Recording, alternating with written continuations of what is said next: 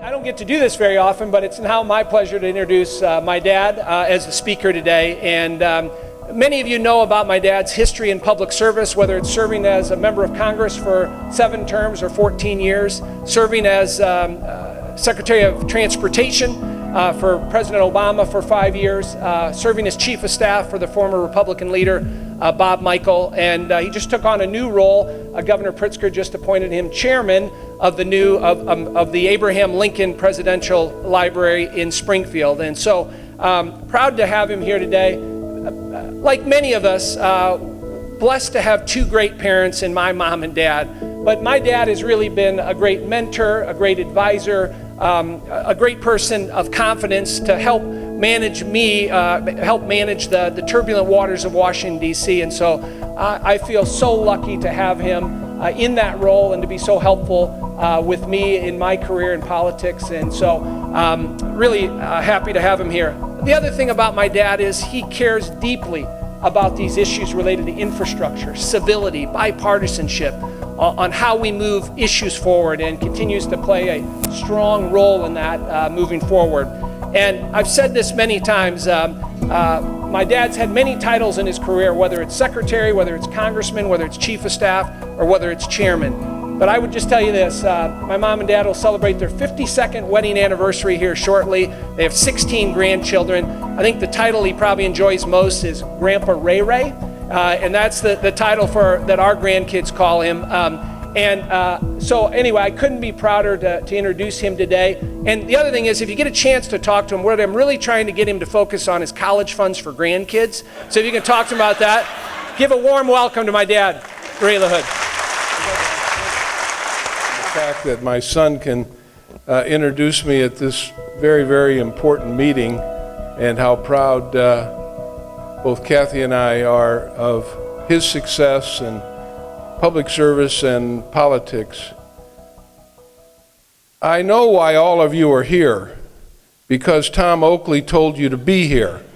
That's why Nikki's here, that's why I'm here, that's why Darin's here, that's why Sam Graves is here. You know how many phone calls we've all had from Tom Oakley? Make sure you're here. This part of the region of our country would not be what it is today with the kind of infrastructure that we have if it really weren't for one person, and that's Tom Oakley. And I know that Tom does not like me talking this way. Many of you in this room also deserve a lot of the credit for this success. I started teaching back in the mid-'60s, and I left teaching and went to work for Tom Railsback, who was a congressman from the 17th district, and I worked for Tom for 5.5 years. And I ran his district office. During the time that I represented Tom Railsback as his district assistant, this area of Illinois was known as Forgotonia. And every one of you in this room know what I mean by that. There were no roads. There was no opportunity for economic development. And because of people like Tom Oakley and many others who were in positions of influence, who came together, no one person deserves the credit. The region deserves the credit for the kind of success that you have all had.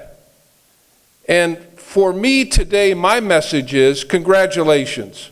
You've come a long way from the late 70s, when this area was known as Forgotonia, a long way, with a lot of good infrastructure. And what it's done, what good infrastructure does, whether it's what I call the potholes on the river, which are the locks and dams that need to be fixed up, they're 50 years old, or whether it's the roadways. If you want to attract business, if you want to keep business, if you want to attract economic development, you know the first thing that people look at when they look at an area to locate? How are their people going to get back and forth to work? Infrastructure, whether it's sewer and water, whether it's roads, whether it's bridges, whether it's the locks and dams. In the case of Quincy, obviously, the port is very important too. So I say congratulations to all of you, but the work isn't done.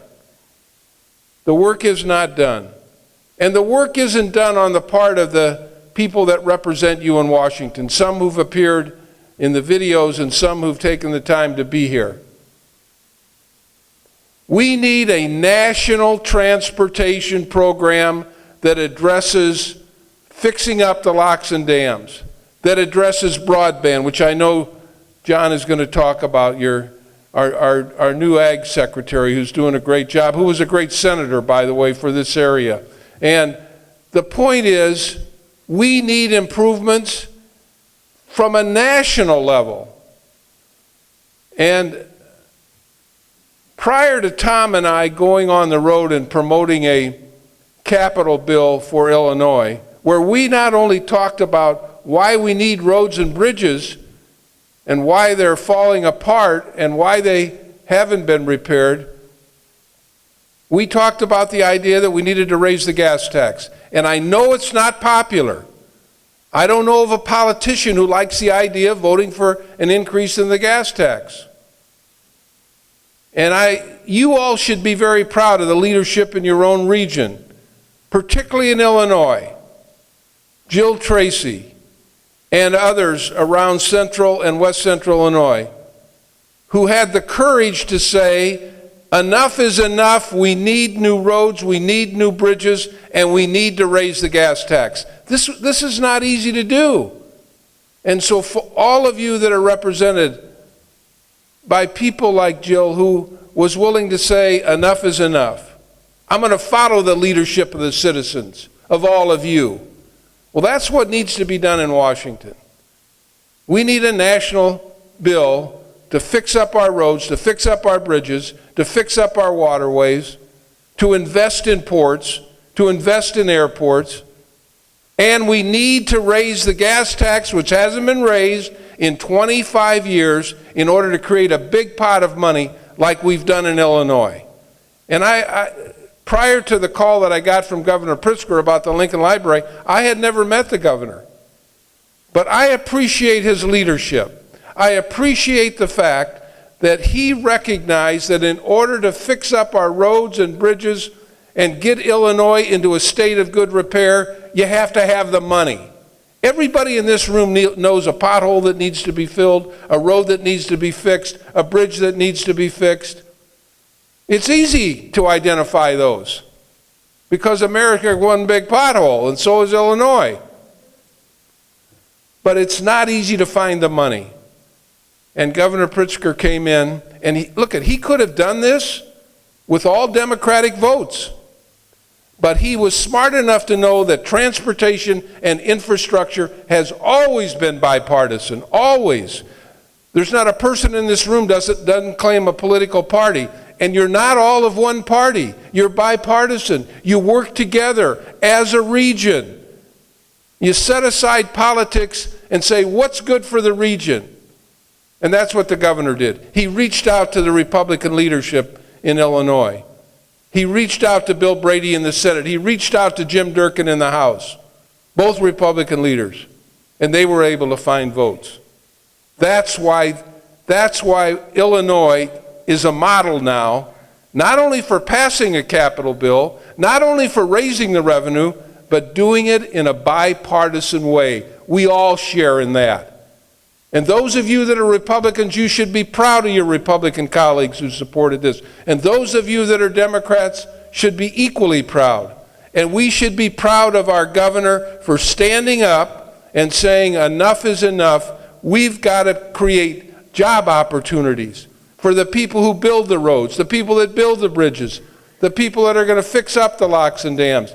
But we also have to create an atmosphere in Illinois where businesses want to come here, and the businesses that are here have the infrastructure. So your work is not done. We have a capital bill. And people in positions of influence now, whether they be legislators or people that work for the governor, want to hear what really is necessary for this region. Now, I've talked a lot about Illinois because I know a lot more about Illinois than I do about Iowa and Missouri, but this is a regional approach. That's the only way things get done. I worked for a while at the Bi-State Metropolitan Planning Commission in the Quad Cities.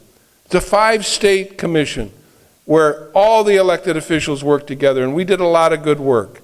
When I was secretary, when people would come to me, whether it would be congressmen or senators, with good ideas for funding, and it was a collaboration, innovation by collaboration, collaboration and innovation, interchangeable.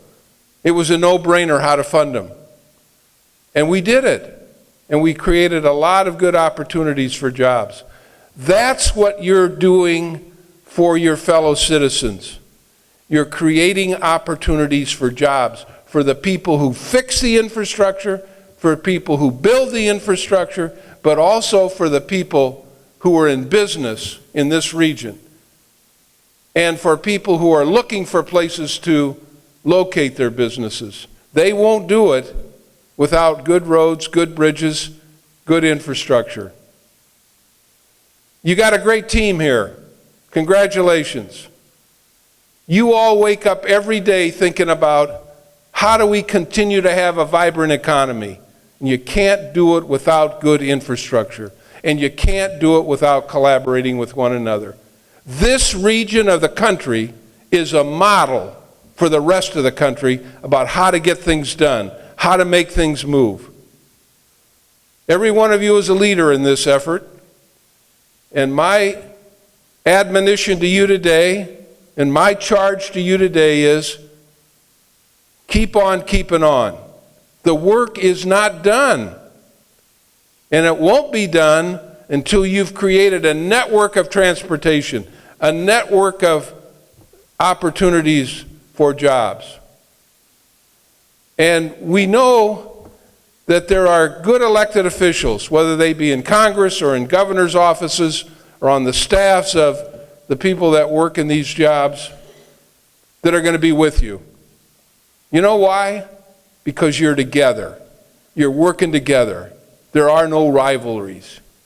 Everybody's got it together. And you will continue to have success with that kind of approach. Forgotonia is gone. A very progressive region right here in this 3-state area is now a model for the country. Keep it going.